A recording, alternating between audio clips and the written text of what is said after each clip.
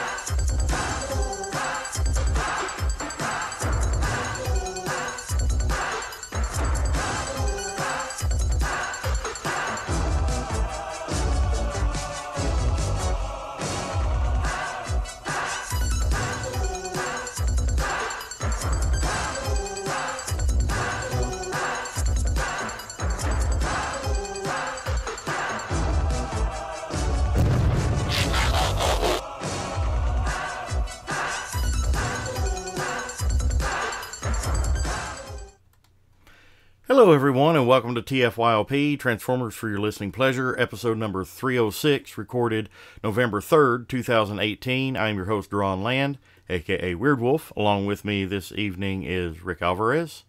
Greetings, people of Earth. Lucas Bockelman. Hey. Robert Simmons. Howdy, aka Brewman, aka XAOX. XAOX. Just Zao. I remember the first time I ever saw that on TFW. I'm like, how the hell do you say that? Zao?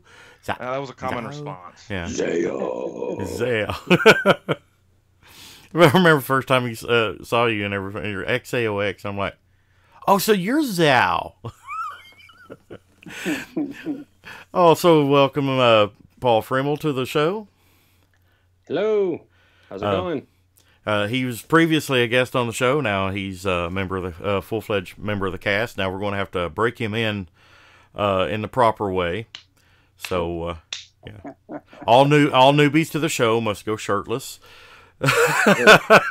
No, thanks. No. Oh man, we totally should have done our show from TFCon with our shirts on, and not even address it. Just we don't have shirts on. It's like, why are they not wearing shirts? And just everybody's topless. No one wants that. No one wants that at all. No. Bunch of fat Transformer nerds. Fat, hairy-chested Transformer guys. I'm cultivating girth. But yeah, we're on the heels of the TFCon Chicago 2018, which was last weekend for us as we're recording this and broadcasting this now. Hopefully everybody was able that if you weren't there, you were able to see the broadcast that we made from the hotel. We literally got around a round table and a bunch of us just sat there and did a podcast and had a lot of fun and after we sat for an hour before we could get it working. But yeah. Well, I blame my laptop for that. So that was the most we ever had in one room at one time, the most cast ever. Mm-hmm. In the history of the podcast, yes. I mean, I'd had maybe, I think, 3 people before at one time, but never that many at once. So that was really, really awesome. And, you know, we had some really great times at the show. I know I did. I know you guys did from all the chats that we have. We'll talk a little bit about that here momentarily, because that's what this show is.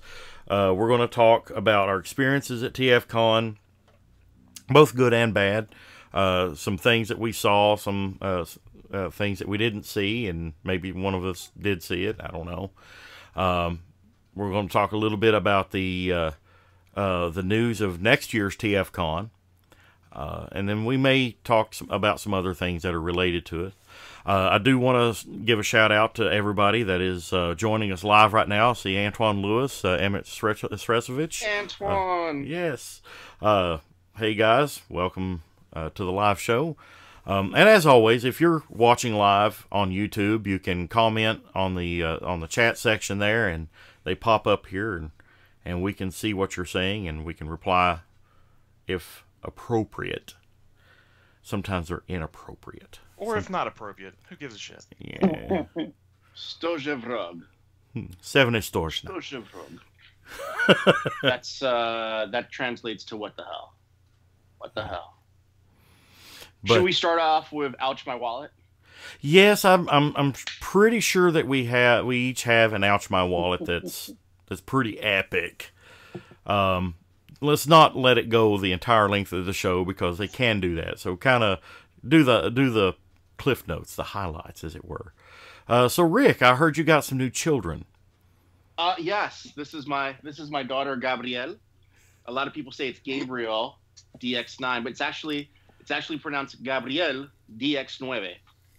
So she's my third child, DX9.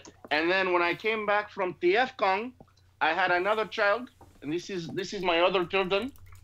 Oh, Jesus Christ. Oh man, that is heavy. Shipped straight from China. Doesn't it look like me?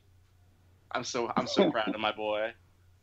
He lights up and he's die-cast, and I love it. Not RFC's die-cast, but he's die-cast. No, he's got die-cast metal components. So I'm thinking about taking this matrix and throwing it at a car windshield to see if it'll break the windshield, because this matrix is solid, man. This thing is not going to break. It's gonna shatter that car. Put a chain on it. This thing is epic, man. It's tight. It's the paint application is great. All the joints are tight. Electronic features, huge ass matrix, transforming blaster. I couldn't be happier with this. Shipped straight from China. This is the Lewin. I'm just gonna call him Luis because I'm gonna keep the Spanish theme going. So this is my son Luis. Luis. Luis. If somebody's going to do a knockoff, that's the way to do a knockoff. Do it giant. So rumor is Megatron's next. Mm. Oh my god! Which makes me think how they're going to get that in the country. How do you ship a? I mean, it's a handgun, right? But it's like put it in robot mode. Yeah, one where you got to pull the. This came because this one came transformed as a truck in order to fit in the box, right? So I imagine Megatron, in order to fit in a smaller package, would have to come in his gun mode. Maybe the cannon. I would say robot mode, but packaged with the barrel and everything, off to the side. Yeah, if the feet are collapsed and everything is, yeah, maybe. I got a few questions about that thing, if you don't mind. It's about 50 pounds. My poor wife. Was there any packaging for that, or was it just in the box with a bunch of padding? No, there's an actual box for it. It's on the other side of the vault. It comes in a huge styrofoam package. It is a very nice box. Oddly enough, the box came wrapped. You ever order something from China and they just kind of put tape around it? Yeah. Yeah, they just kind of put bubble wrap around it and then taped the bubble wrap until the whole ream of tape was gone. Everything from China is covered in tape every single time. It's like the universal packaging. So material. My wife's Chinese, right? So I'm just going to give everyone a bunch of tape for Christmas. You get a tape.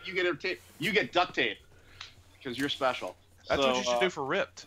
Just put the shirt in some bubble wrap and then put in a bunch of duct tape and ship it out. Get some of that Transformers duct tape that came out here a while back. I've got 9 rolls of that stuff.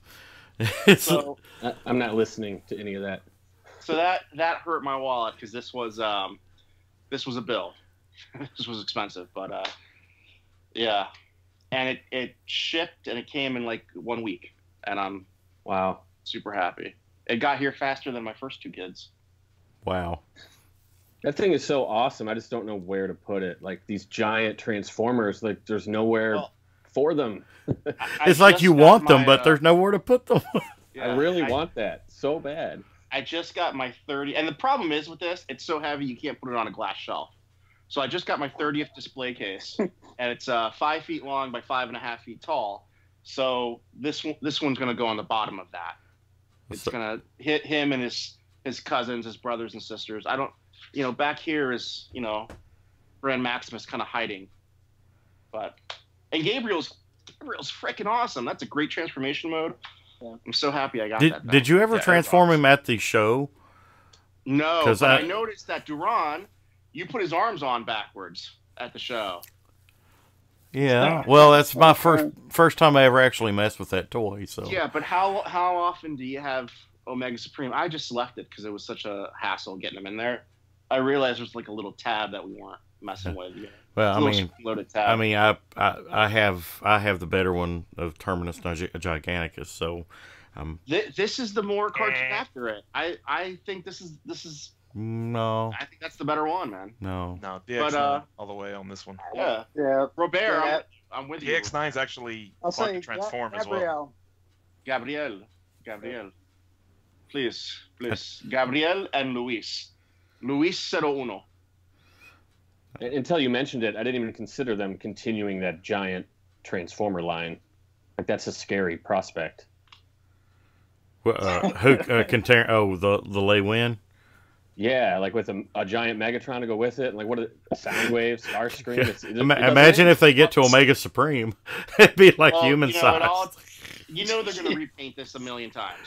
So they're going to make the Shattered Glass, the Ark of the Covenant, Silver Lagoon, Golden Lagoon, Purple Lagoon. They're going to make a whole bunch of these. So, So I'm just trying to figure out, what did your mailman think when he's delivering this 50-pound box wrapped in this Chinese tape? She's great. I give her something nice every holiday season, just because she delivers so many packages to my house. I mean, everything is like Amazon and eBay. So, she just backs up the truck every time and just dumps everything on the front yard. She just gets a tractor trailer and brings it to your house. Yeah, I live in a cul-de-sac in the middle of Endor, so I'm pretty isolated from society. So there's no one who could steal a box off my porch. So she just backs up the truck and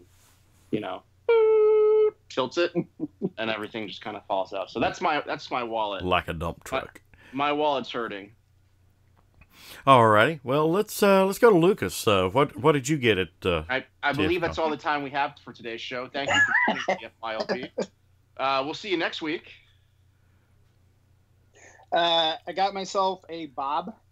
So Hi, my name is Bob. From the TFCon custom class.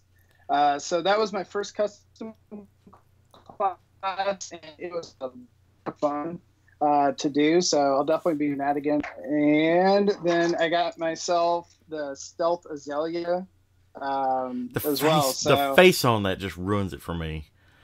Oh, I like it. That orange that's face. part. Absolutely. No, the smile on it just ruins No. it. It's even better.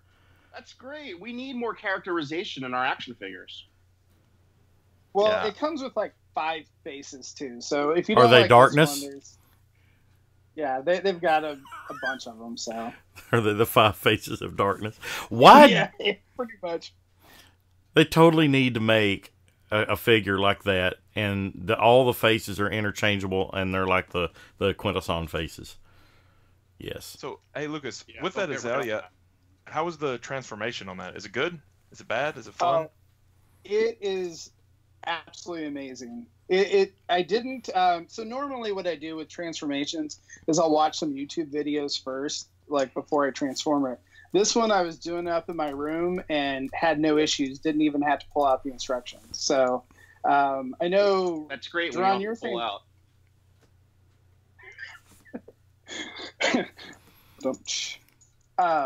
you were saying, Duran, that Rouge, I guess, is kind of a pain to transform, right? Yeah, she terrible. can be. She looks great. They- She looks great, but she's terrible to transform. Like most Yeah, fans' toy stuff recently. Yeah. Yep. But yeah, this is the anti-Rouge, so it was a piece of cake to transform, and it's a lot of fun. So I'm really glad I picked her up. So, and then today I just happened to get this guy too. Well, both of them. So, yeah. Can you stand him next to like a Voyager from the previous line, just so I can get an idea of scale? I noticed you have some toys behind you. And just for Oh. record, make sure you say what it is you're holding up to, for the audio listeners. So, see if I can They don't grab just start there and go, "What's he holding up? I can't see it." Okay, so this is the Titan Return Blitzwing, or I'm sorry, Titan Returns like the G2 Megatron, Takara one. So it's a little bit smaller. You can kind of see. Yeah, it looks like they're pretty comparable in size. Now that is the Siege Megatron, correct?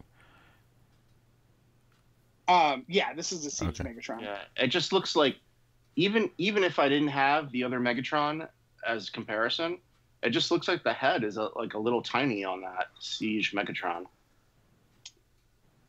Yeah, I mean, the head is actually bigger than the Titan Returns one.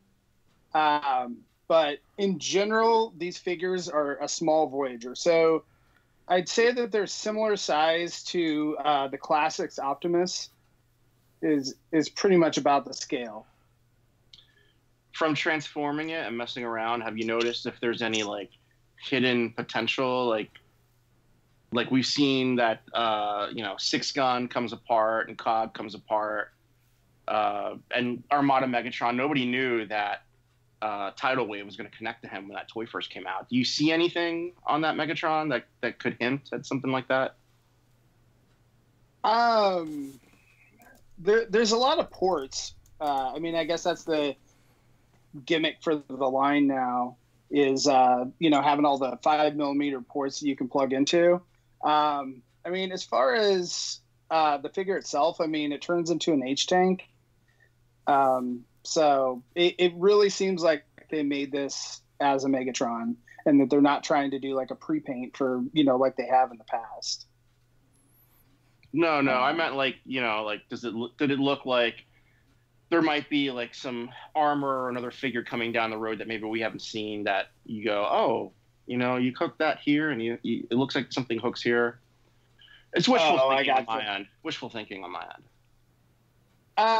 Yeah, like I don't really think so. Not on the Megatron. I mean, I think with the Optimus, it definitely could be, some potential additional armor pieces, but yeah, the Megatron, it seems like it's pretty compact and there's not a lot of extra stuff outside of the 5mm ports. I keep hoping for that Decepticon armor from the IDW series. I push for that so hard. Somebody's got to make that someday. That sword is pretty dope. That's all right. It's from the comic books. It's okay. I'm the only guy who reads comic books here. Well, it was, I mean, it wasn't drawn to look. The potential for it was kind of lackluster in the execution, I would say, in the comic. I think it could have looked a little cooler. Oh, you know what? You're off the show. Thank you for showing up today. The prize is at the door. You're that's it. We're done here. So what else did you get, Lucas? Or is that? Let's see. I got the Aero Alpha repaint is from the show. So, and the colors are absolutely beautiful on this. So I wish all of the MMC, figures would be this well painted is what they do for the convention exclusives. Yeah, this is a really, really neat figure as well.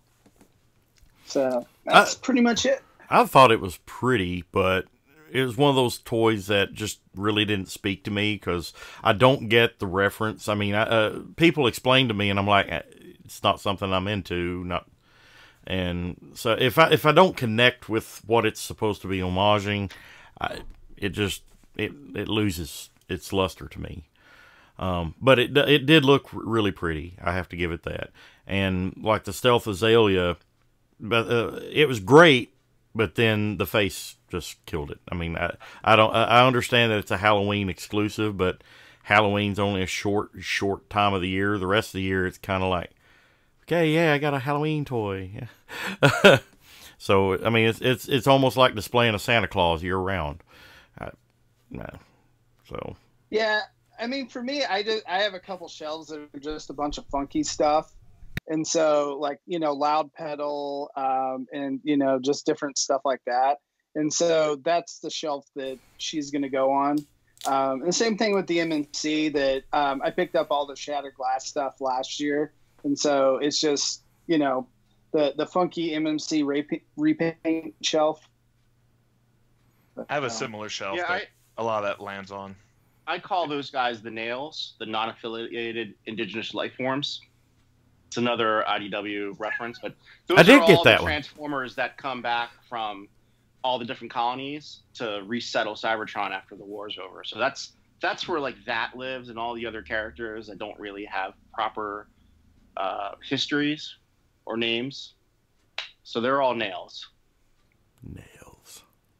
But I feel like that's a perfect thing for third party though too, is that Hasbro or Takara is never going to do that kind of stuff, right? So you're safe by picking that kind of stuff up. Whereas if you pick up a Fans Toys figure, Takara may eventually do them, or so like Hound. Yeah, but there's a million different. You have to take into consideration, transformation. What era are they doing? Is it like supposed to be like a Cybertronian alt mode versus a Earth alt mode versus animated alt mode? So there's a lot of things that go into it. I see your point, but let's move on, Paul. Yeah, I do Rob last because he only got one thing. Oh yeah, yeah, I know what that is. I'll go pretty quick. I got these guys just showed up in the mail today. The Gold Lagoon. Ooh. So I'm pretty excited. I really wish we would get a normal Starscream at some point. Then you could have 4 Starscream limbs to go on Power of the Prime Starscream. Yeah. There's the Club. There's the Ghost. The Gold. Yeah, there's not just a normal one yet. Yeah. Kind of shocked. Yeah. Wait, so which are the 4? The golden one, the Ghost, the Shattered Glass. There's only 3 so far. 3. Oh, that's true. So you need a solid one. Yeah, just like a regular Starscream. And something to notice is that he comes with the Power of the Prime's hand. I think you muted yourself. Yeah, you muted yourself. Your toy fell on your keyboard. Yeah, it did. I was saying he See, comes what with happened was you dropped the toy, and it hit the keyboard. It just comes with the Power of the Prime's connector instead of a Combiner Wars one. And his big brother came along with him. That's the one I want. This is a really nice toy. What did you pay for that one? More than I should have, because I had a friend in Japan get him. He bought him off. 180. In the end, it was probably right around there. I was trying to get him for a little cheaper, but so my friend, his moniker is Professor Smooth out in Japan. He ordered these. He was nice enough to order these for me off the Takara Tommy Mall, and then he went to the store on Friday, and there they were on the shelf for less than you could buy them on the website. Wow. So he was pretty pissed about that, and so was I. But so those are pretty cool. But here's a kind of an eccentric thing I got recently. This is going to require some explanation. It's Occupy Cybertron Shockwave, which is a Sucklord bootleg toy. It's a kind of a art house figure from this dude in New York that did a whole an art show a few years ago called Occupy Cybertron. Is that the guy? Does he take like Star Wars figures too and does something similar? He does. Yeah. He kind of makes some really counterculture in a way. Yeah. Post a link to that on the Facebook page or something. So and there's like a little documentary about him as well. He's a crazy dude, and he's been on a few reality shows, like perpetuating his Sucklord persona and stuff. And he's a really interesting character that I've grown to kind of follow. And not all his stuff is my cup of tea, but he did a few Transformers related things that I've tried to pick up over the years, and I have almost all of them now. But what he has is a 1%er Megatron figure, which you can see the size of this. This is like an Action Master mold. The Megatron figure is like a big, like a 12-inch G.I. Joe with a Masterpiece Megatron head on him, wearing a suit, and it's really crazy and awesome. And I've never seen a piece of that in real life. I think there's only 10, But it's not for everybody because it's definitely not official. It's not third party. Yeah, that's an art piece. Yeah, I call it art. It's not something you really open. Yeah, that would be pretty stupid to open it. But yeah, just kind of a funny, weird thing, and it was rare to see one on eBay, and I snatched it up. All right, so who goes next, Duran or Robert? We'll let Robert, since he got his one item of doom. Well, yeah, obviously, like, if you saw the show at TFCon, I got my Grandis. He's out of the box at the moment with all his good Looks stuff like on he's there. starting So pretty. yellow from the last time I saw it. No. Yeah, if you don't know what Grandis is, he was a tail end G1. I don't think technically he's released under Zone. Go buy my book and it'll tell you all about Grandis. But yeah, Japanese only. He's a big ass brick. He's a micromaster base, which is his main function. So he The opens original up and, bread box. Yeah. So that he is my last G1 mold that I didn't have. So like some Japanese repaints I don't have that I don't know if I'll go for or not. But yeah, he was the last. He's got a really thing. cool feature. He hooks up to Star Convoy. Yep, he's got a bunch of ramps, just like a bunch of other Master ramps. Oh yeah, they can push along. Yeah, with his little. Yeah. Yep. Aside from him, I got a few other typical things. I saw someone in our chat had gotten some of them. Tekatron, I got Savant. Mm-hmm. And like Bobby's, but not like yours, Duran. My left arm is kind of floppy. After the first transformation, mine went floppy too. Did it? Yeah. Mm-hmm. Like, I mean, it holds right there sometimes, but that's a problem for a lot of men. Yeah. With their Savant. But other than that, I don't know. He's really sharp. XTB's really up their game. And then got Flip Out as well, who again I absolutely love. I love what they're doing with their Stunnicon set. Looking forward to those being finished. I am almost thinking that I want to get a second set just to have one of them out by themselves and then one combined into Menasor. It's everything I can do not to buy the G2 repaints they're doing. Mm-hmm. And that's just... I really love this guy. He's my favorite out of all of them. And I kind of just want to get another one of him to keep. I don't need the other four. He's just fun to transform. He's easy. He's the most accurate out of all of them, but he's a lot of fun. And then the last thing that came in while I was out at TFCon was Anime Prowl. Ooh. So got that in finally. Yeah. Which, it's... What mold is that? You've got like 8 of them. You know what it is. But yeah, looks sharp. I'm all about the cartoon accuracy. So where'd you get that from? I can't remember. I think Shozi maybe. I'm not sure. Do you get the other ones, like the plus ones? Like, did you get the side swipe with the? I did, but then I got rid of it to get the Bad Cube. So when it comes to G1. I will keep buying the tiny upgrades that are more cartoon accurate as they go along. That's like the only area I'll make that sacrifice for, to keep swapping out. The Wheeljack's not out yet, right? The plus Wheeljack? Plus, no, it's not. No, not yet. It took them forever to even announce it. Like we've been waiting for that for years to be announced, but I'm happy it's coming. Need to get rid of my other Wheeljack now. Yeah, I fully expect them to repaint the hell out of Sunstreaker too. Yeah, we're gonna get red. We're gonna get black one. Have they said anything about when Hound will be released? I'm assuming early next year. We don't have any dates on anything yet. We don't even have an MP number on that, I don't think. I mean, I'm expecting Prime and Hound and Wheeljack to all be next year, but nothing's come out in Figure King magazine or whatever it's called yet. That where we usually find out when that stuff's going to release. But yeah. All right. For me. Well, some of my stuff I've actually put in the display, and I was able to grab a couple things out that was handy. But I too, like Rob, I got an X-Transbot Savant. I love him. He's a great figure. Looks great in both modes. But like I said, he does have that issue. If you watched Bobby Skullface's review, he complained about the left arm.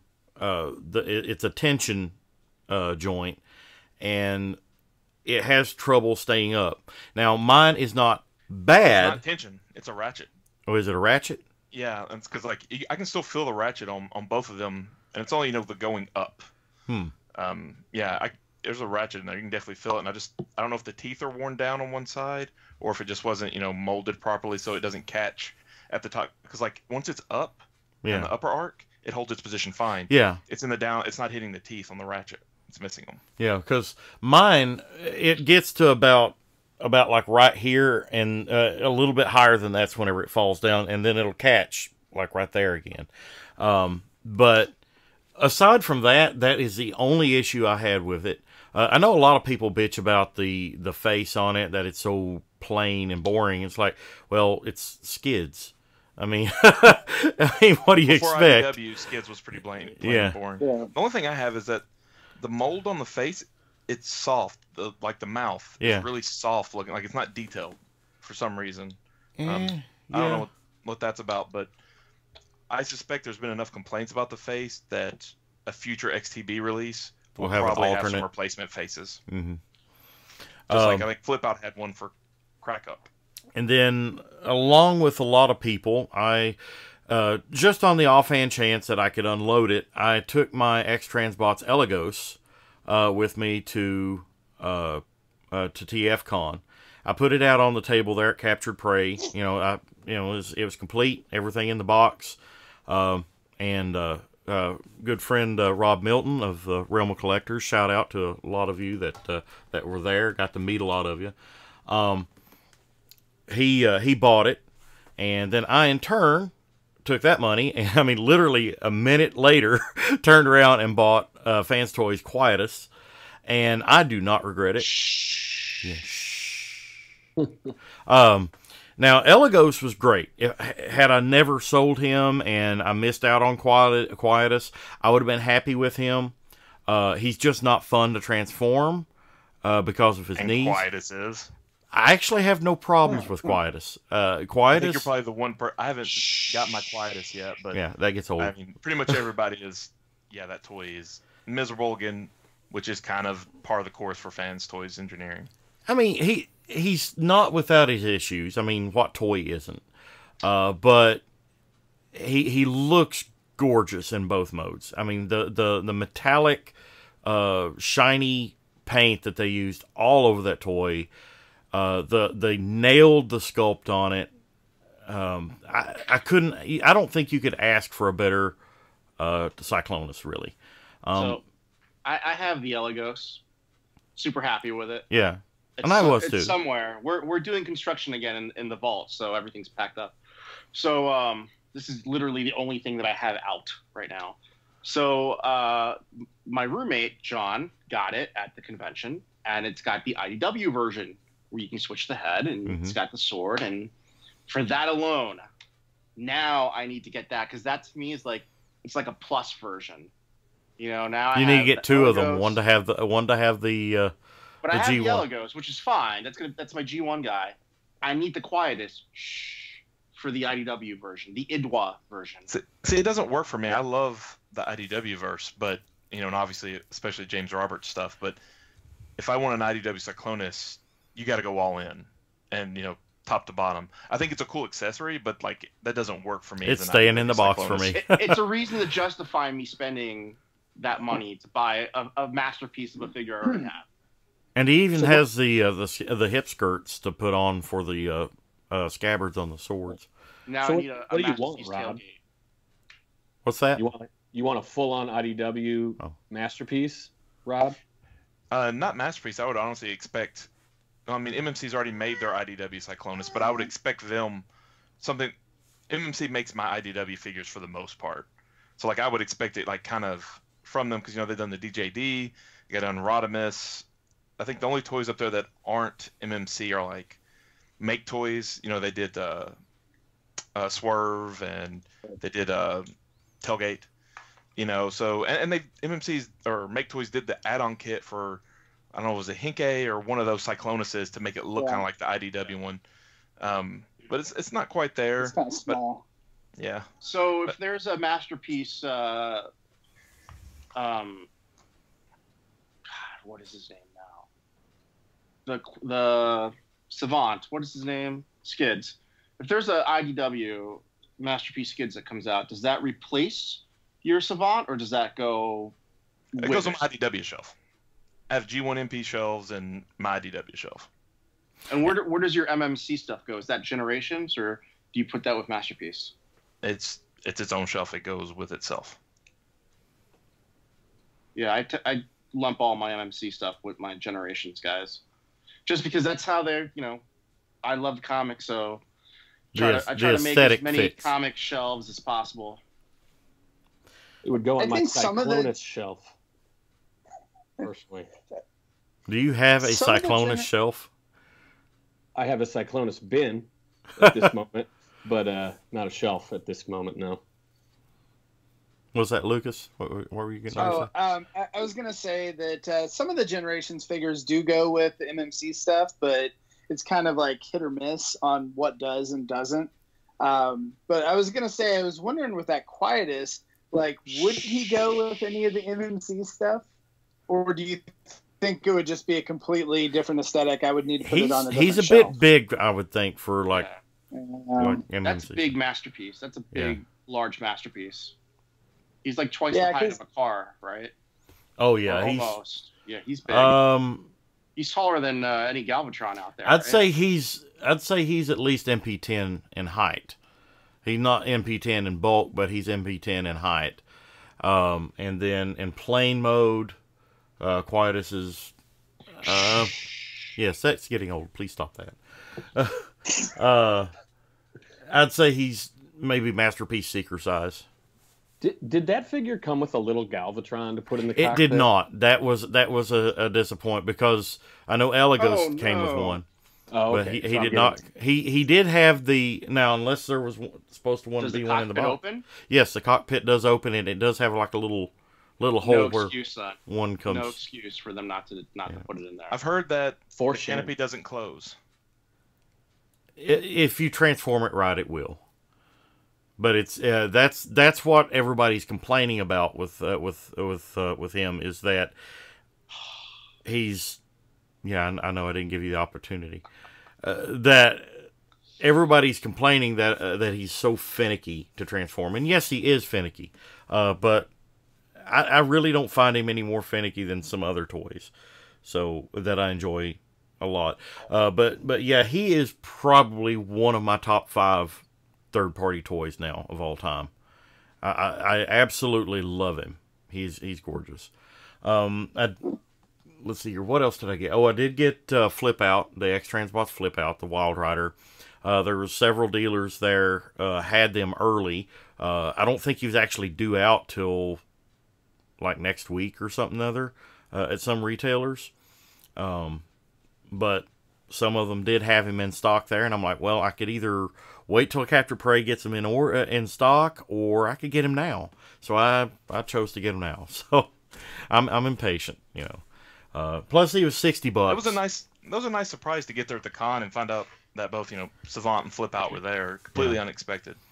Yeah, I was actually whenever we packed the van up for in the trailer for Capture Prey the day before we left for TFCon. I looked up and I saw he had Quietus and Elegos, and I'm like, wow, I'm amazed. And dude, I swear, if you do that one more time, I will mute you the rest of the show. But if, I saw that he had them, and I'm like, I can't believe you've got these in already. Everybody else is saying they won't have them at the show. Of course, there was several that actually had them both, but it was a pleasant surprise to see at TFCon. So we've talked about our wallet. Well, I'm not done yet. Not done yet. Oh my God. Not done yet. Jeez. I said one thing. I could have gone on. Well, there's 2 really big things that I wanted to talk about. All right. And you cut me off after the Cyclonus, so it's like I didn't get to finish. But yeah, the smaller of the 2 big things is something I did not know even existed. And I have Megamus to thank for pointing it out to me. Azusa was actually at TFCon, and he had a little bin of stuff there, and in that bin was this. And I didn't even know this existed, but it is a vintage Kabaya Weirdwolf, still sealed in the bag, still on the sprues. Wow. And very nice. I could not pass this up. You know, I have everything Weird Wolf. Now I have one more thing that is official in Weird Wolf. And even though they molded the cabayas in weird colors back then, he's kind of like I want to say like a cream colored and red and black is the colors. That's Duran, that's huge. You pretty much can own the market on the Weird Wolf character collection. Yeah. Because those cabayas are like the absolute hardest thing to find. Yeah. Well, he won list. Yeah, he had it there sealed. Orson keeps telling me I should open it and assemble it, and I'm like, no.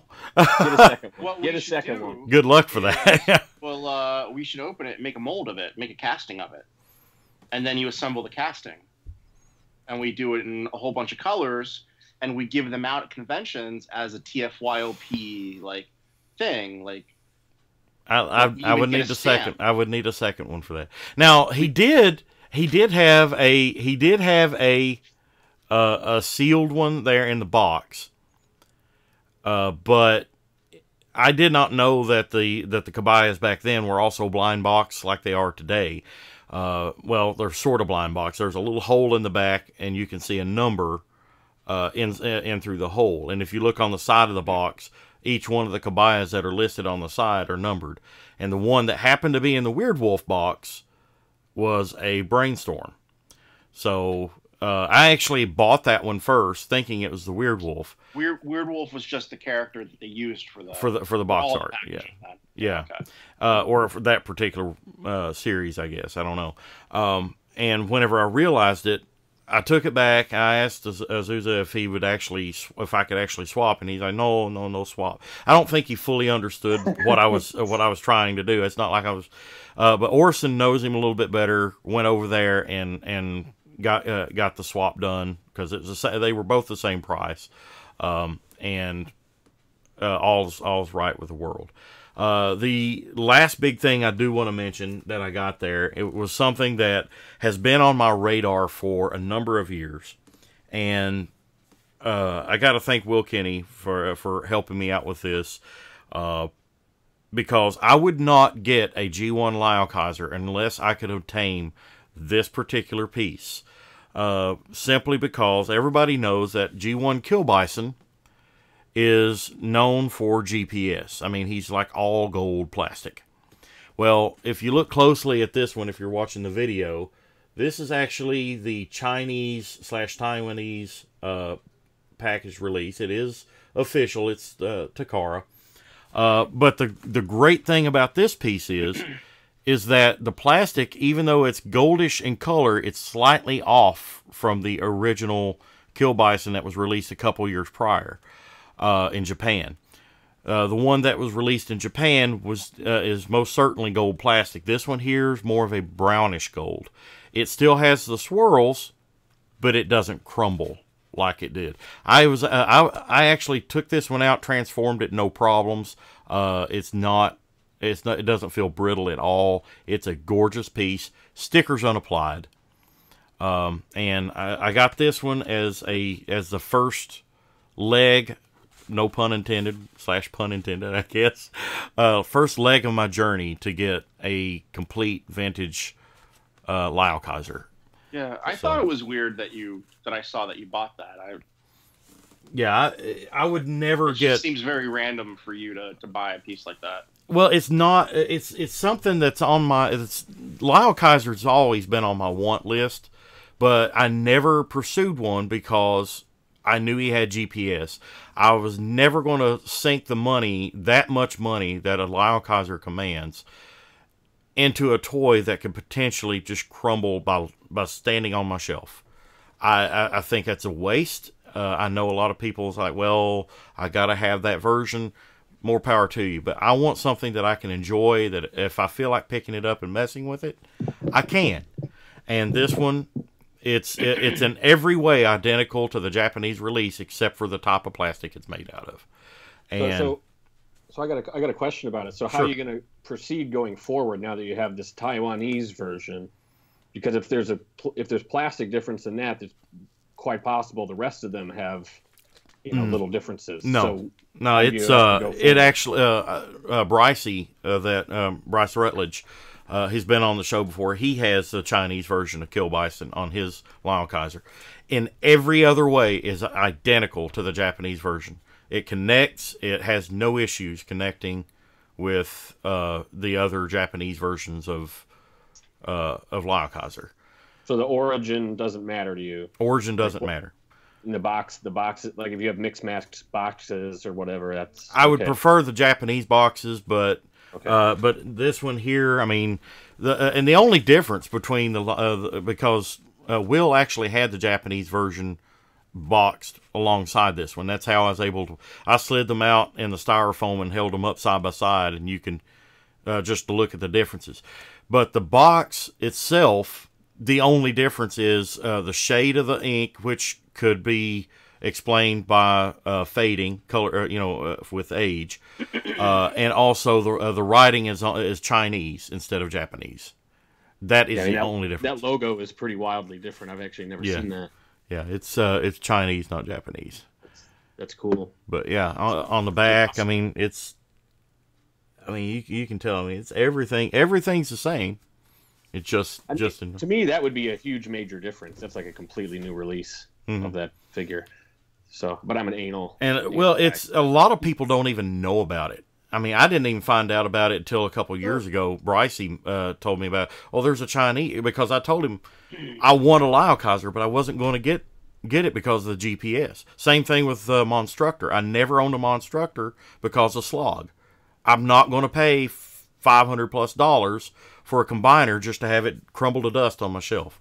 Black Zarek, same excuse. I would love to have Black Zarek. I love those colors. Love his design. Too much GPS. Yeah.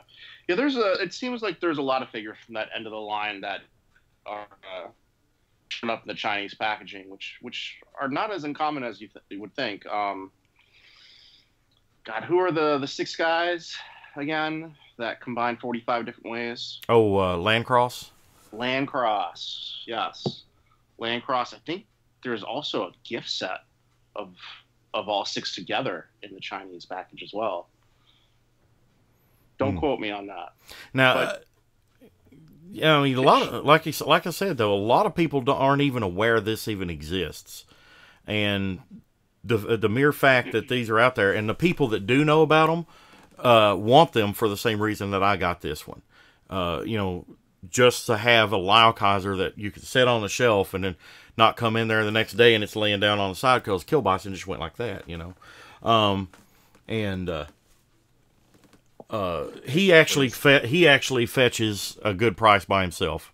I'm afraid to admit I paid $330 for this one. So yeah, he's not cheap for what's essentially a basic, in size, or a legend size figure. Well, he's probably a basic. That is $9 less than what I paid for this. Yeah. Matches the. But he's letting me make he's letting me make payments on it too. So that's but the thing is that I've got it. I can start my Lyle Kaiser now.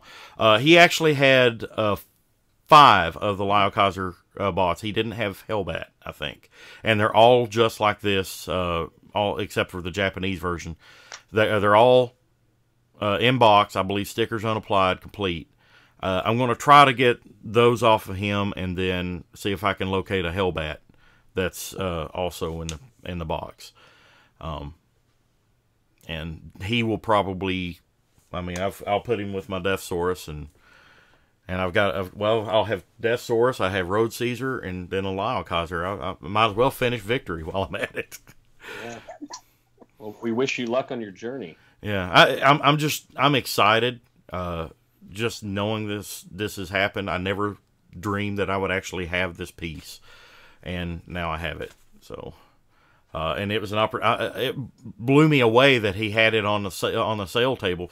I saw him put it out, and I'm like, is that what I think it is? And he's like, yeah. And I thought about it all weekend, and on Sunday, I walked over to him. I said, man, I understand if you say no, but I said, can you help me out on this? I said, would you let me make payments on it? And I said, I want the kill bison first. He says, for you, sure. I'm like, this is it. I got a gift set Leo Kaiser complete for just a little over what you paid for that one piece. Mm-hmm. Well, I think, but it was a few years back. How long did you? You know, I remember back in the days of eBay when it was innocent. I bought a sealed Overlord for $300. You know, back when eBay was young and it wasn't that long ago. I mean, I bought it from Andrew Kernan. Got it. He had 2 of them for sale, and I bought one of them. Yeah, I think he had them for sale. $350 or $400. Yeah, it was for sale, but I think this was probably around 2010, 2011, maybe something like that. Try to remember. But yeah. What was I going to say? All right. Well, TFCon. Yes, TFCon. Hour 22 minutes later. No, well, we're only 50 minutes into into the show. So. Well, I'm in a different time zone, so you know. So the big news at TFCon was that after years of people begging for it, TFCon's going to Los Angeles. That's pretty big. I will definitely be there. What are the dates? March 15th, 16th, and 17th. Yeah, it was really soon. Yeah, in just, 5 months. But you know what? I think we're going to see a different crowd there. I know not every dealer is going to be able to go. I don't believe Captured Prey is attending. I will not be there because I don't have the vacation time. It's too soon. So. Yeah, I hadn't been to a convention since TFCon North Carolina, so I was a little hesitant to go. And everyone was really nice. Everyone was super supportive of me, and I felt bad because I didn't realize how many books I should bring to sell. I've never, ever have set up at a TF convention before to sell books. And I've never sold, at the conventions I had set up at, I'd never sold more than 4 books. So I only brought 24 books with me just to make like a nice display. And I planned my flight home around going to FedEx and mailing all the books I didn't sell back. And I sold out of books in the first 3 hours. It was crazy. I've never experienced that before. Yeah. I came by to get one, and you were gone, and just said no more books. Yeah, I felt bad. I could have sold like 200 books. Not that I make a whole lot of money off those. I buy them from my publisher, and then there is a slight markup, but I keep them at the same price as Amazon. It was just the feedback I got from people and letting them know that I'm working on something else now is I felt very good. And Duran, of course, did the cover, and everyone complained about how bad it looked. And oh my God, put that away, Paul. Put that away. First printing. The crappy when that happened. That crappy cover and all the crappy photos on the inside. I like how you make the same joke about Fort Max twice in the book. I have I don't know. About this is why your girlfriend is with you. Yeah, I don't know. Never mind. It's a great book. 20 years ago. He doesn't 20 remember. years ago, man. I was in high school. I didn't know my left hand from my right hand. Hey, it was before its time. Back when eBay was innocent. Yeah. Back when eBay was innocent. So, well, thank you for the support, Paul. So yeah, I had a great time, and I think next time I got to bring one of my kids, not to LA because it's going to be a long trip, and I can't stand sitting next to my kids for that long. So yeah, especially on a plane with snakes. So yeah, I'll definitely be in LA, and I hope to go to TF Nation. I really want to go. I really want to go pick up some European swag, get some European. Licensed goods. I need to get a passport before I even consider doing that.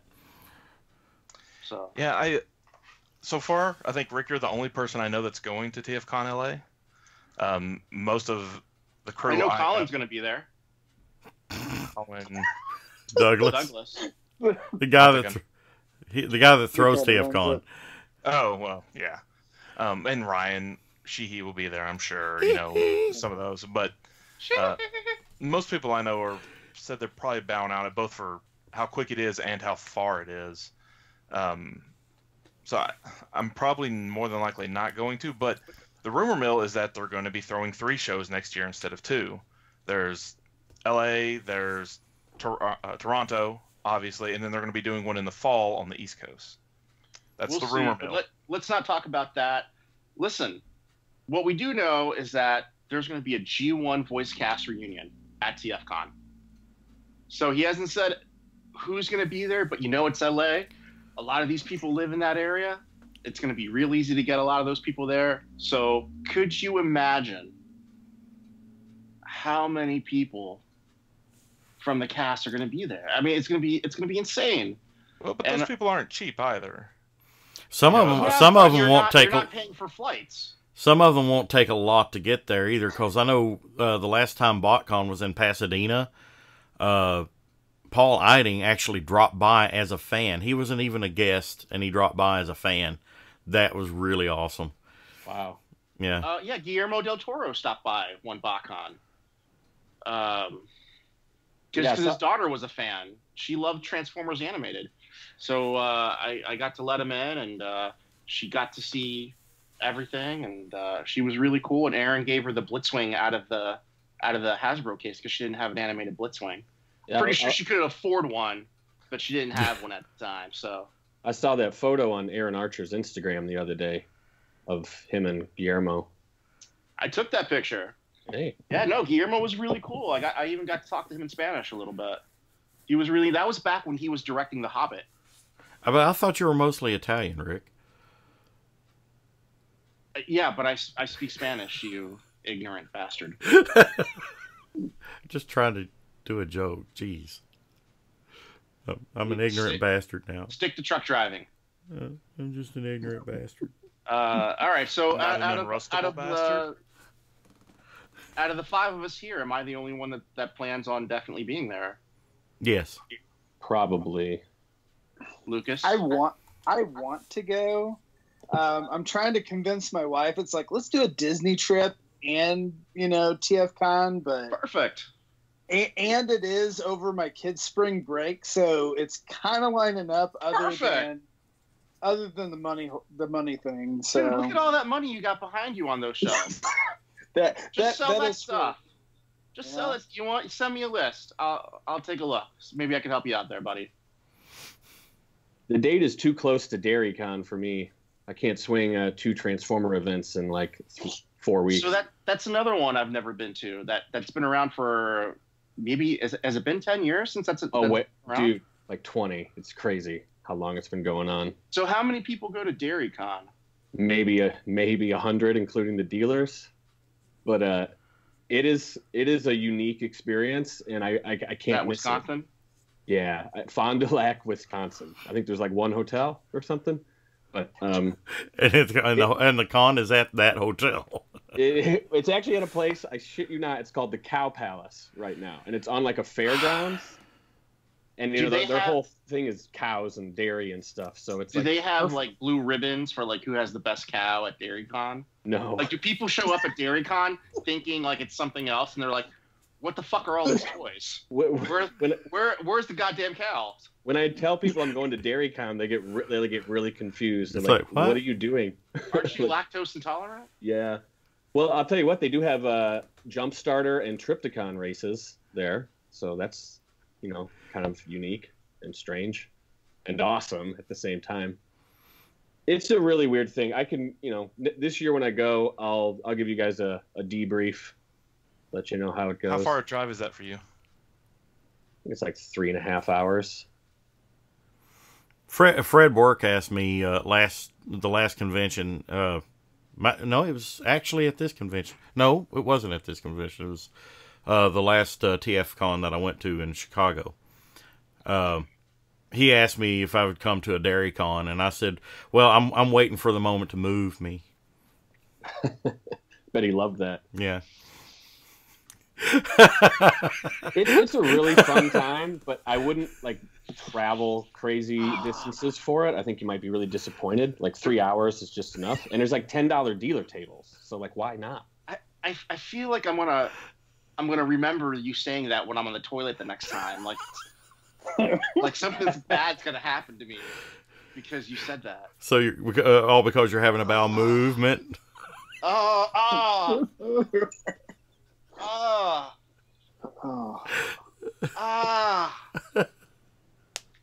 Well, let's move on to the next topic here. Everybody's like, please be quiet. All right, TFCon, our experiences and the TFYLP drinking game. Yes. You know, we do That's What She Said. We do the holiday show, right? We need to do a TFYLP drinking show where we all take a shot when somebody says the magic word or something. Like every time, or we could just go to Hofbrau House and get spanked by a Fraulein again. Oh wait, that was yeah. But you know, it's a shame Sergio's not on this episode because one of the worst yet best moments of TFCon involved Sergio getting hammered and everything, and we were at Gene and Jude's, just down the road from the hotel. He crashes, you know, because you know he's the happy drunk, and then he becomes the sad drunk. He's a younger guy on the show, right? He had a little too much tequila. Yeah, I used to get drunk at shows. Yeah, I'm 39 now, man. I'm too old to, one glass of wine and I'm out now. So that night, I actually went up to Sergio's room when he was drinking, and he made me 2 of them. And I had those 2 plus one other drink later. And I think he said he drank 4 or 5 of those tequila drinks. And, like, I'm much bigger than Sergio. And, again, at 2 of them, I was, like, after I gave it time to sit in, I was buzzing. I was very well buzzed. And then my last drink, like, and that was all I had for the night. And I was very happily drunk the rest of the night. Yeah, he had 4 or 5 of those in a short amount of time. He was sloshed. I drank with him at PFCon as well, the exclusive premier Chicago convention, not TFCon, it's PFCon. And he did the same thing there, where he drank too much early on, and then he went and passed out on the couch, and he's out the rest of the night. Yeah. A young man needs to learn. Yes. Well, we've all had those experiences. What was great about this? Not so great for Sergio. Not so great for Sergio. I got to say this. But on the way back from Gene and Jude's, Orson was driving. I was in the passenger seat up front. Sergio was behind me, and next to him was Nick Giangara from Big Ten Robot. And behind him was Jason, his helper, in the back bench seat. Well, before we left Gene and Jude's, Orson gave him a big white garbage bag. It was that just in case. Well, we hadn't much more pulled out of the parking lot till Sergio, his head was up against the window. He was out. Out. Well, we get maybe a block from the hotel. We can see the hotel. And all of a sudden, we hear him. He goes, "Guys, I don't feel so good." And all of a sudden, he starts yerking in this bag. And he keeps going until we get into the parking lot. We pull up, and who's standing outside the front but our good man Paul here. I get out of the passenger seat, open up the van and the side of the van, and out pops Sergio with his giant overfilled bag of puke and hands it to Paul. Paul's like, "What do I want with this?" Runs over to the garbage can. Yeah. I mean, I've never been that drunk at a show. But just the visual of Sergio popping out of the van with a overfull bag of vomit and handing it off. Oh, children. Yeah. Children. So Robert, were you guys in our room after that or before that? With Sergio. That was after, when, like, the rest of us, because Sergio had went off with film, but then, like me, Grant, and a few other guys stayed at the hotel, and then we came down and we ended up in your room. like hanging out and just being loud and drunk. Right. So I mean, so he rallied. I will tell you that. I mean, he was going off about Giordano's and how bad it was, but other than that, it seemed like he was. I mean, he was definitely drunk, but he did not throw up on our room. I can confirm that. So. I mean, I feel bad for Sergio. I mean, but at the same time, that is a story that will go down in con lore. Sergio getting too drunk too soon, and then Lexi coming in and giving him hell for doing so. But then, Rob, do you want to impart the story of Pequods? You were there. That was fun. Yeah. I think Orson named her best in some, I don't know, random Facebook thread, but Maleficent. We got there, and I've eaten at Pequods before. It wasn't that location, but when me and my wife went out to Chicago in the summer, and I asked Paul, I was like, y'all hear about Chicago pizza? Where should I go? And he's like, you need to get down to Pequods. So, we got there and we ate and we liked it. But we get there, and there was a crew of about 10 of us. And, when you come in with a group, it's usually always like it's a hell if at the end you're like, oh, we need to split. Like, seriously, who goes in a group and pays at once? I don't understand. Anyways, and so, I tried to, like, only a couple people, she'd gotten a couple drinks. I was like, yo, just so you know, we're going to need our ticket split. And she about ripped my head off. She was just like, that's not how we do it here. We'll deal with it later. Like, shit. Whatever. I don't get it. I don't get why that's the way Chicago works. I mean, everyone has point of sale systems for this exact purpose, but in Chicago, we're all assholes about this. And I've never run a restaurant, so I can't, Well, I mean, she could have just said, don't worry about it, we'll deal with it later. She was probably the least friendly waitress I've ever had. Yeah. She was not nice at all. And there was a really bad waitress at the bar at Murray's Caddy Shack. There was a really awesome waitress at the bar at Caddy Shack. There were two nice ones that I encountered, but there was one who's like, what do you have to drink? And then she walked away. Like, she left. Like, what the fuck? What happened? I would like to place my drink order. Yeah. Long story short, that was pretty much it for the night. The whole time, just couldn't get water, couldn't get drinks. Heaven forbid if you ask her for a frickin' refill. Yeah. I went and got somebody else to get me some water, and they were nice, and it was fine. But yeah. So for anyone listening, if you've never been to TFCon, you get pizza, puke, and bad waitresses, and it's not about the toys. It's about what you make. All right. It's obviously about the toys, because we talked about that for about 40 minutes. About 50 minutes. Every year, all of us decide to go on a vacation together. All of us and 1,000, 2,000, 3,000 of our friends all decide, hey, let's meet here at this one place. We all like Transformers. We're all going to hang out, hug, eat, drink, talk toys. It's a family reunion, basically. But it happens every year without fail. Some of us don't always make it. Some of us get married and go away until the next marriage. Some of us have kids, and it's all about. We have a funeral for them. It's all about the experiences, though. It's what you make it. Not just at the show, but after the show's hours are over. The things that you do, sitting around messing with toys in the room, and I saw Sergio and Christian Russell sitting there. Christian had literally 4 Power of the Prime Infernos, all out transformed, and then Sergio was sitting there trying to transform Unique Toys Challenger.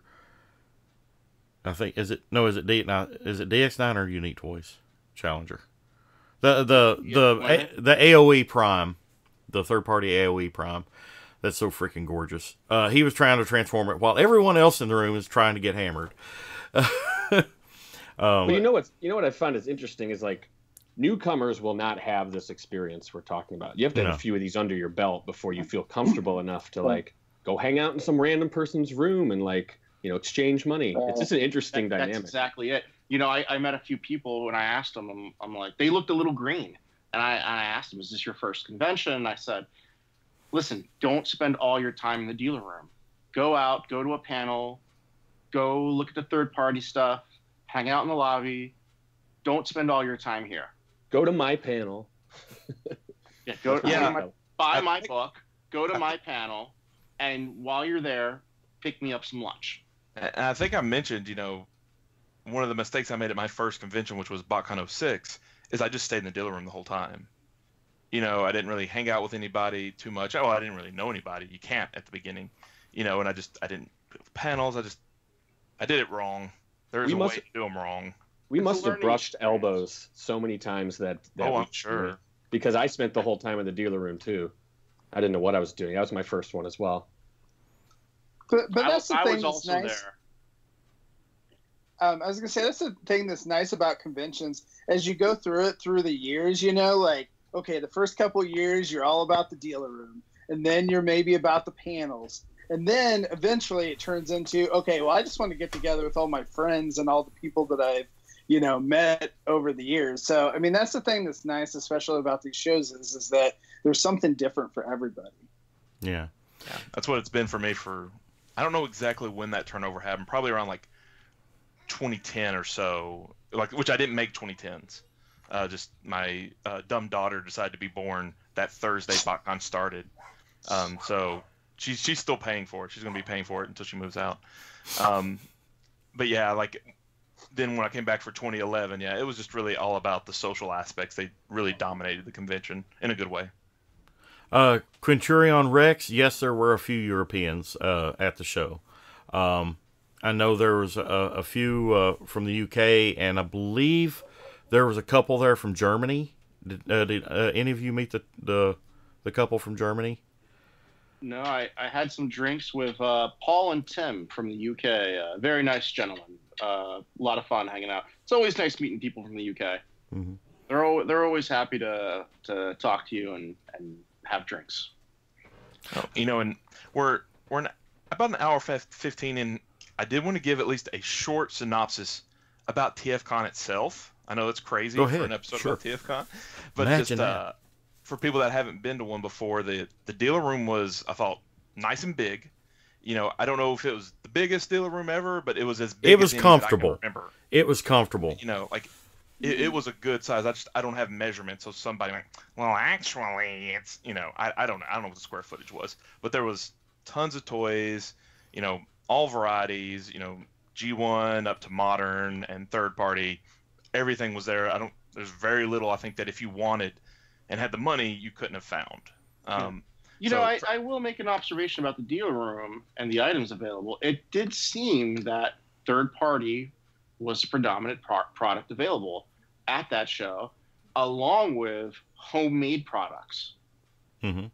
From artists, from Artist Alley. Yeah, guys who make posters or make towels or little Beanie Baby type stuff, keychains. It really did seem to me like G1 was almost an afterthought in many of the dealers' heads, and it just. I think it's because G1's a third party is new product, so you'll get Captured Prey that'll have third party and Hasbro mainline stuff, there together. But then you also get stores like Agabus, and Agabus had a large section of the floor space, and they do pretty much just in third party. But then you also had Transformerland there, who had an amazing selection of G1 stuff. I got my Grandis there. They had not one but two Guard Cities. You know what I mean? They wrecked it out. How about that Unicron thing they had? The knockoff of the custom, yeah. I mean, that caught my eye immediately. I think it caught a lot of people's eye. Meant to go look at it and completely forgot to. Even then, you still miss stuff. He said it was not for sale though. It was just there for display. He was just people are going to want to see this thing. I totally was glad he brought it. Yeah. I talked to him about it for a little bit, but he said it's a repro of the actual prototype. It looks a little bigger than it should be too. So I don't really know. No, it looked pretty close. I had several of the Unicron prototypes on my desk while I was working at Hasbro. People would be surprised. There's more than you think. Yeah. And then at that one convention, what was it? 2000. Was it 2009? I brought two of them to the Hasbro display case. That was Pasadena. I had one in robot mode and one in planet mode. How but fragile! All of them, fragile. they're all incomplete. Very fragile. Yeah, they're all handmade, and they're all incomplete, all of them. Yeah. And then beyond the dealer room, we used to talk about how like Fun Pub when they ran BotCon never would a panel start on time. The panels I attended for the most part started on time. If they were like late, it was only like maybe 2 or 3 minutes, and usually it's because the voice actors were busy drinking at the bar, and they were like, "Come on, you need to get to the panel." You can only do so much with that. But the panel room was nice and big. There was plenty of room. It sounded great. The video was great for the panels that had video. The guests were entertaining. I think the best panel I went to, aside from Rick's, of course, was the writing panel that had James Roberts and Flint Dilley. That was, I don't know, they are such contrasting writing styles, and very different guests. One's writing comics, and before that, Roberts was writing a lot of fan fiction, so he's written Transformers for a long time in some fashion. Flint's written a bunch of Transformer comics. He has? Yeah, he's written a whole bunch of comics. I'm just ignorant then, but it was still like they worked very differently, and it came out in how they, in the answers to questions. But it was a really cool panel. Yeah, panels were great, and it was nice that the panel room was right next to the dealer room. I always love it when that happens to a convention. You didn't have to go down another set of stairs and then around the corner. And well, I remember thinking about like BotCons when it's like, oh man, I want to keep looking here in the dealer room, but I get that thing and I need to leave 15 minutes early. Well, now you can just leave 2 minutes and just get over. You get more time at your convention, less your time walking around. So I haven't seen any of the comments on my panel because people on the internet are mean. But there's no bad comments on your panel. All right, I enjoyed it. I did think it was good. It was a very enjoyable panel. I wasn't asking for you guys to stroke my ego or anything, but it was a different flavor than the one in North Carolina, I must say, because I was at that one. It was a little more lighthearted. Well, he was fresh off of Hasbro there, and well. But that panel was awesome too, by the way, retroactively. I loved it. Colin wanted me to do that panel again, and I'm like, oh, people seem to not like that type of information. Oh, I loved it. That was great. So that's why I didn't prepare anything. I just kind of winged it. And it was a good show. It was a good panel. One comment I have about the panel stuff, not yours, Rick, but James's, timing wise. God, I wish that final issue had come out before, because we couldn't talk about anything. It was such a bummer. How crazy was that? The whole convention, there was a line. I couldn't get my stuff signed because there was always a line. I met him briefly, and then he was drinking at the bar later. Oh, really? I was at, but yeah, what a crazy. What's crazy? What's crazy is that James Roberts' room, I did not know this, was literally 2 doors down from ours on our floor, because the last morning that we were there, I was waiting on Orson and Will to finish getting ready. I was out in the hallway talking to my girlfriend on the phone, and I saw him come out of the door 2 doors down with a suitcase, and walk by, and I'm like, you were just 2 doors down. You could have knocked and go, housekeeping. Housekeeping. Housekeeping. Yeah. But incidentally though, I meant to mention this earlier. Rick, do you remember whenever we were walking to your panel, and there was a cosplayer that was passed out there on the floor from fatigue? Yeah, the one that I kicked. Yeah. Was she face down? She was face down, and I just wanted a proof of life. Yeah. So I just walked up and kicked her. I did not find this out until later, but that actually was an original TFYLP cast member, Natsumi Rio. The one, if you listen to the audio version of the podcast, she's the audio track doing the sponsors at the start of the audio version of the podcast right now. So wow. Yeah, speaking of sponsors, she was there. Don't we have some? Yeah. You want to do them? Actually, I always do them. On the spot. All right. Great prices, great toys. Captured Prey. CapturedPrey.com. He's got a lot of great toys and great products at great prices. And he gives you great service, and too. And he has what is it, Stasis Pod? Yes. So, like, you buy a bunch of stuff, and he just keeps it at his house so your wife doesn't find out about it. And then when your wife's out of town, you tell him, mail it. And he mails it to you so that it gets there when your wife's not there, and you can hide all your things. So, Stasis Pod at Capture Prey, pretty good. You can time it just right. Healthy. That's a super healthy way to run your relationship with your. Or you can just send it to a friend's house and then go pick it up whenever your wife's not looking. You're right, Robert. I should not ignore half the fandom. Send it so when your mom's out of town, it gets there without your mom not knowing that it's there. Okay. And then whenever she comes into the room and say, "Do you have more toys than you had before?" No, these are totally the ones I had before. Get out of my room, Mom. This is my space. You don't understand me. Some money missing from my purse. And shh, quiet. Go buy my book at Amazon.com. The unofficial guide to vintage Transformers, 1980s to 1990s. There's a whole bunch of books I've written. There's the coupon code. Yeah, we have a coupon code for Ripped Apparel as well. Yeah. Ripped Apparel. Come on. Yeah. Ricked Apparel, that's right. Ricked Apparel, where I send you my old shirts. Ricked Apparel. It's the new website. It's Ricked Apparel. I send you shirts that don't fit me because I'm cultivating muscle mass. And they all happen to be in your bosoms. Well, no, I got the trainer going. She's heavy weights all day long, man. All day, every day. But yeah, if you go to Ripped Apparel, use the promo code TFYLP-Pod, save 10% on your order. And if you love what we do here on TFYLP, there's a link right up here at the top of the screen. I don't think it's clickable, but you can follow that link at patreon.com/TFYLP and help us out each and every month. It helps cover server fees. It helps cover upgrades, buying new software, helping castmates get stuff. It's not like without your help. Yeah, without your help, TFYLP could not continue. Bottom line, and I have to say, absolutely, bar none, thank you to each and every TFYLP supporter out there. If you follow the TFTalk.net Facebook page, you saw us actually reward the one of our Patreons, Carrie.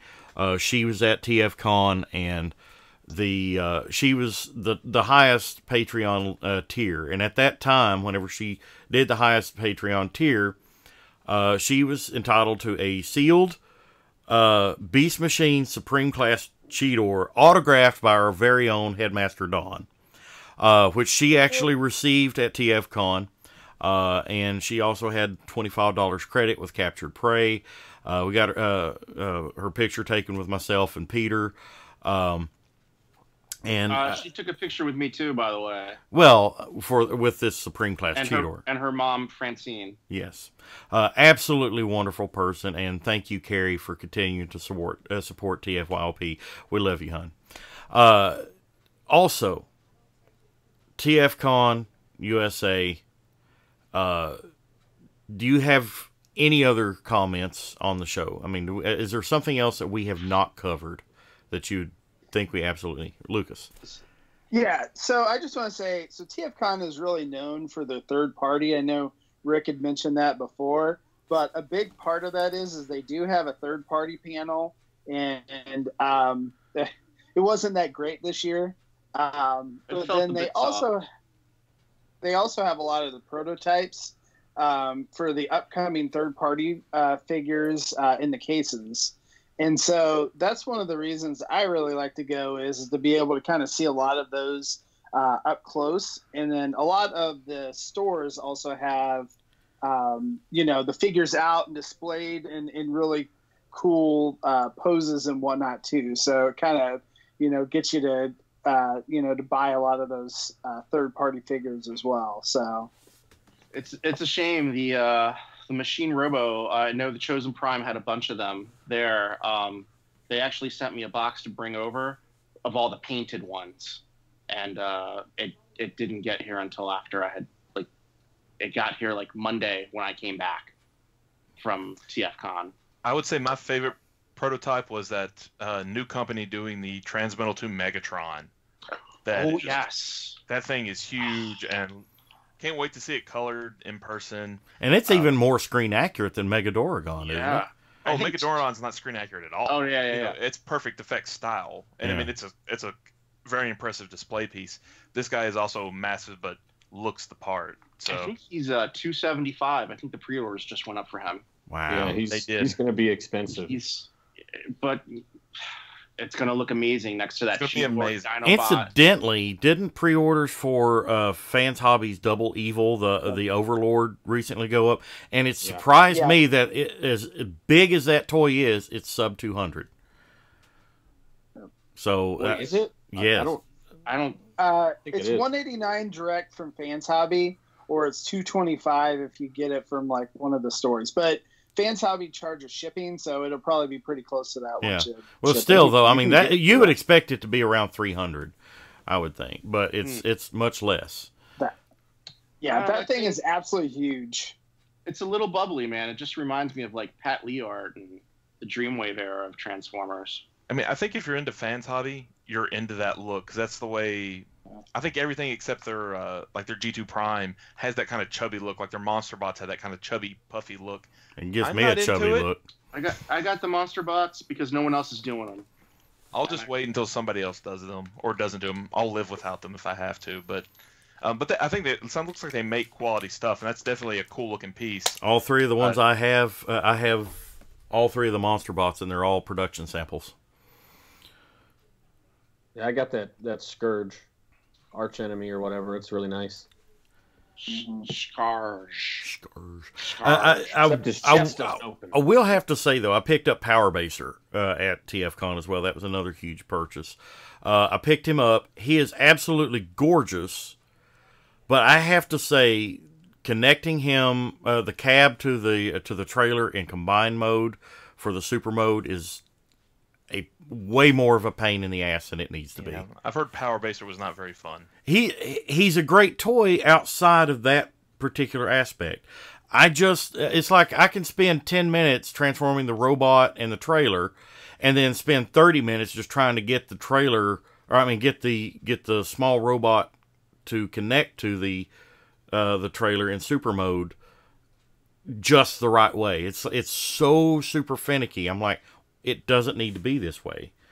That's my biggest gripe about that toy. I don't regret the purchase. He's awesome, and as much as I love Power Master Prime, I have a special place in my heart for Power Master Prime because as a kid, Power Master Optimus Prime was the first and only version of Optimus Prime I ever owned as a kid. I never owned the actual G1 Prime, the original G1 Prime, until I was an adult.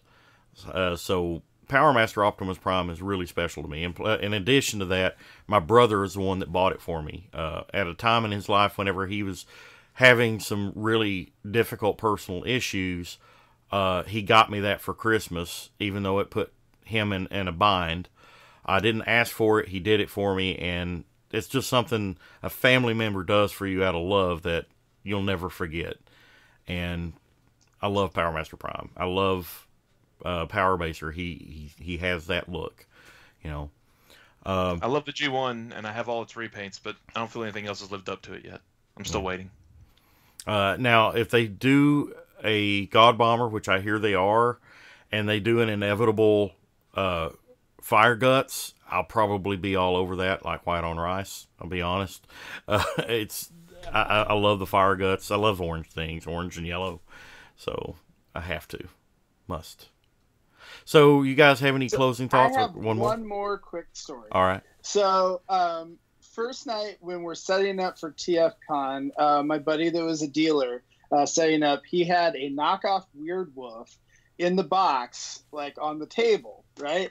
Duran comes over and he just gets so excited. He's like, "Oh my God, is that the Weird Wolf?" No, if you forget, if you remember, I'm sitting there, I'm walking by, and then I go, I'm sniffing. I'm like, I smell something. Is it what I think it is? Yeah. I was trying to get what I'm thinking of doing is buying it from him and then randomly putting it into new dealers' assortments or whatever at conventions. You torment me so. Oh, why did you say that on the air? Why did you say torment that on me? The air? Oh man! Do you hate me? What have I ever done to you? Ever? Oh, why did you say that? That would have been great for the Christmas show.